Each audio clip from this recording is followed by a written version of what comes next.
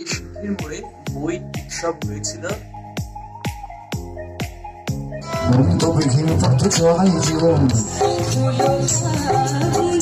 একটা জিনিস তোমার সেটা হচ্ছে এই যে হাতে দেখতে সেটা হচ্ছে আম। এখান থেকে আম থেকে যাচ্ছে এই মশলাগুলো এবার ছাড়ি।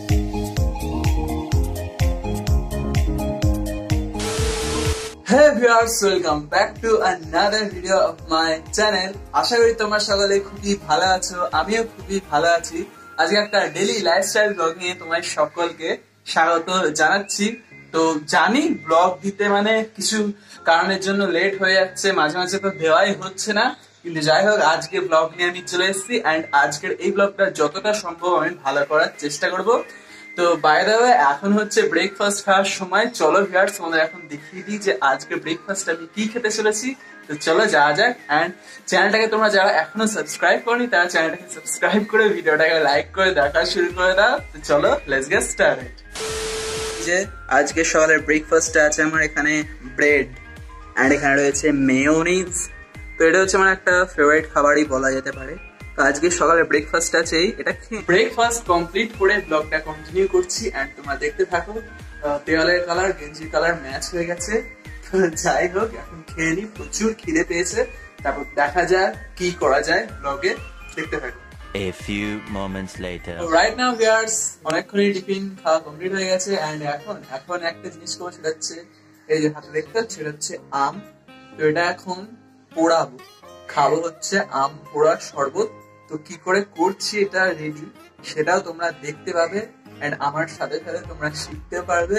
চলো ভিউয়ার্স আজকে তোমাদেরকে শিখিয়ে দিই যে আম পোড়া শরবত কি করে বানাতে হয়। আগের ব্লগে কাঁচা আম খেতে খেলাম, এবার খাবো আম পোড়া শরবত। তো চলো আর দেরি কিসের, দেখা যাক কি কি ইনগ্রেডিয়েন্ট আছে না আছে। তো এখন তার আনাও সম্ভব হবে না যদি কিছু না থেকে থাকে। ফার্স্ট কাজ হচ্ছে এটাকে পোড়াতে হবে। চলো দেখা যায় যে কি করে পোড়াচ্ছি।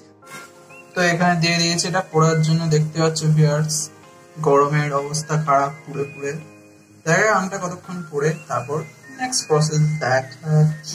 প্ল্যান চেঞ্জ হয়ে গেছে ভিউয়ার্স। এখন প্রথমে এটাকে হত্যা করে নিলাম। দেখতে হচ্ছে এত বড় খুন্তিটা আমি আমের মধ্যে ঢুকিয়ে দিলাম, দেন এবার এটা আচ্ছা ওরা একদম পুড়িয়ে দেবো।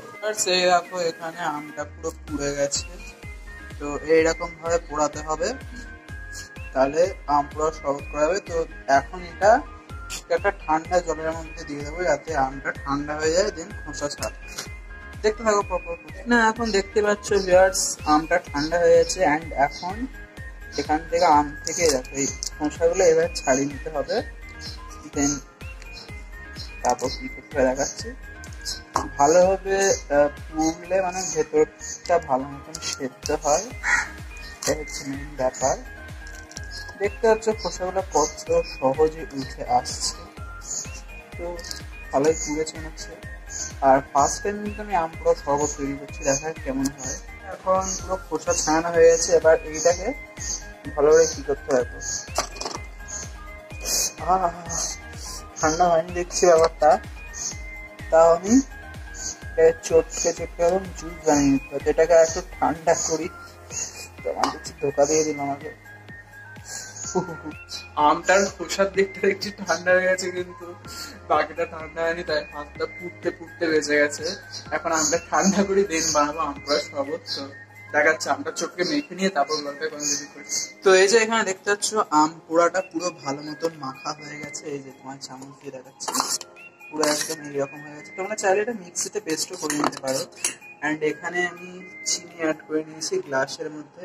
অ্যান্ড এখানে রয়েছে জল অ্যান্ড এখানে রয়েছে বিট লবণ। এবার আমি বিট লবণটা অ্যাড করবো স্বাদ অনুসারী।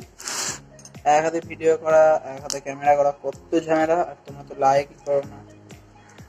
এতটা তো লবণ লাগবে। জলটা অ্যাড করে দিই, নাহলে কি বলতো ইয়ে হবে না, চিনি করবে না। এটা অ্যাড করি, 1 চামচ মিক্সড করলাম আর 1 চামচ মিক্সড করলাম। এবারে এটাকে ভালো মতন মিক্স করতে হবে। দেখছো কেমন হচ্ছে মিক্সড? তলায় চিনিগুলো তো দেখা যাচ্ছে অলরেডি গলছে না। হ্যান্ড ব্লেন্ডার থাকলে আরো ভালো হতো। দেখতে পাচ্ছ তলার চিনিগুলো তো একদম জেকে সেই আছে।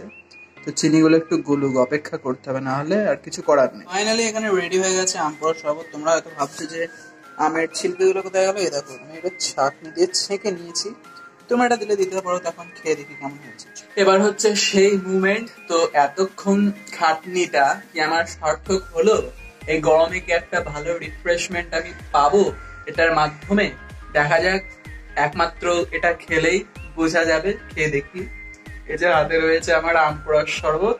এটা আমি ছেঁকে নিলাম, যেহেতু মিক্সার গ্রাইন্ডারে আমি ওটা পেস্ট করি, হাতে করেছি, তাই একটু গোটা গোটা ছিল। অনেক কথা বকে ফেলেছি, ভাত বকছি, এবার খেয়ে দেখি।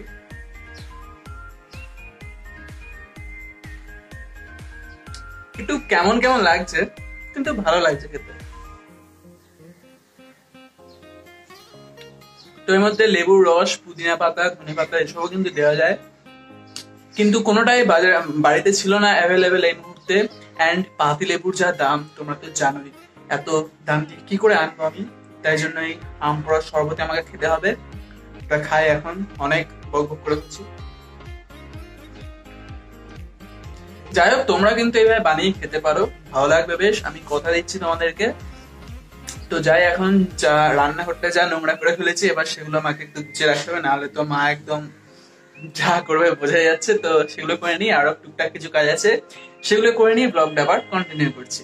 সো দেখতে থাকো। A few inches later. Right না, অনেকক্ষণ পর ব্লগটা কন্টিনিউ করছি। এখন টাইম হচ্ছে বিকাল 5:30 বাজে। মানে মশারি দেখা যাচ্ছে, ওটা ইগনোর করে দাও, কারণ মশারি তো লাগেই সবার রুমে, না হলে মশা কামড়ে কামড়ে একদম রক্ত খেয়ে নেবে। এটা সরিয়ে দিই। যাই হোক, যে ব্যাপারটা বলছিলাম সেটা হচ্ছে, কোনো কাজ যখন আমার কিছু থাকে না, তখন একটা কাজ খুবই করতে ইচ্ছা হয়, সেটা হচ্ছে খাবার খেতে। তো যাই হোক, এখন বিকেল বেলায় আমি একটা খাবার বানিয়ে নিয়েছি।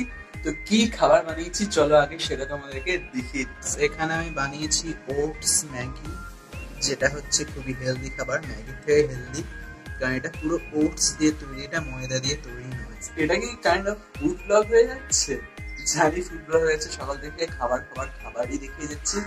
যাই হোক, তোমাদের এখন একটা জিনিস দেখিয়ে দিই, সেটা হচ্ছে আমাদের এই সুধীর মোড়ে বই উৎসব হয়েছিল।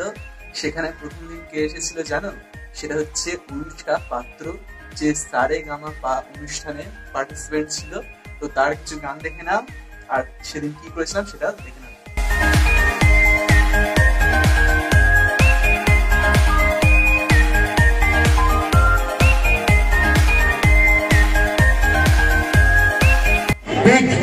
Big applause. We are introducing Anushka Patra.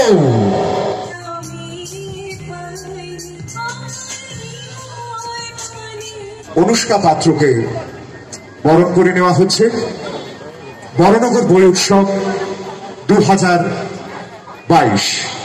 অনুষ্কাকে আজকে বরানগর বই উৎসবে আসতে পেরে আমি ভীষণ ফরচুনেট মনে করছি নিজেকে, ভীষণ ভালো লাগছে। অনেক গান শোনাবো আপনাদের, আর আশা করছি আমার গান আপনাদের সকলেরই ভালো লাগবে। তো প্রথমেই রবি ঠাকুরের একটি গান দিয়ে শুরু করলাম। এবারে যার গান দিয়ে শোনাবো তাকে আমরা কিছুদিন আগেই হারিয়েছি।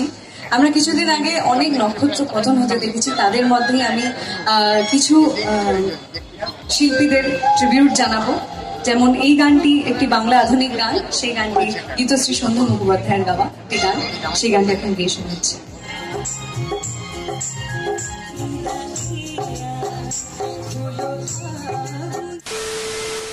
ব্যাপারটা হচ্ছে, সেদিন এর থেকে বেশি আর কিছুই ব্লগ করতে পারিনি।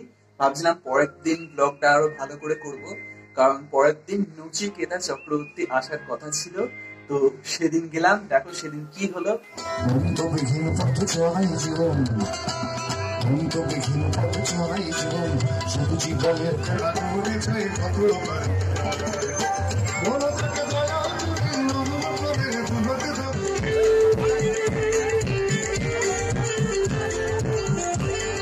হ্যাঁ ভিউয়ার্স, সেদিন এইসবই হলো। নচিকেতা চক্রবর্তী তার পাশ দিয়ে হেঁটে চলে গেলেন এন্ড অনেক ভালো ভালো গান করলেন। সেদিনও ব্লগ করা একদমই হলো না। আমি ভাবলাম পরের দিন আর একটা ভালো মতন ব্লগ করা যাবে। দেন আমি চলে গেলাম বেলুড় মঠ।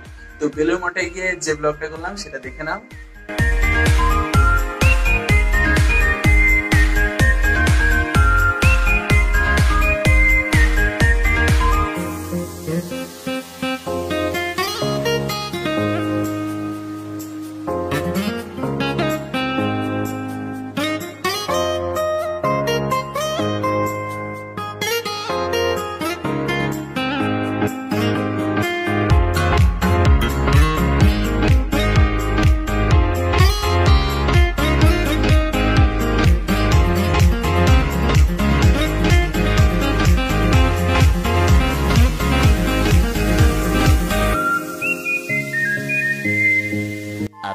inches later. হ্যাঁ, এইটুকুই বেলুর মঠে গিয়ে জাস্ট এইটুকুই ব্লগ করতে পেরেছি।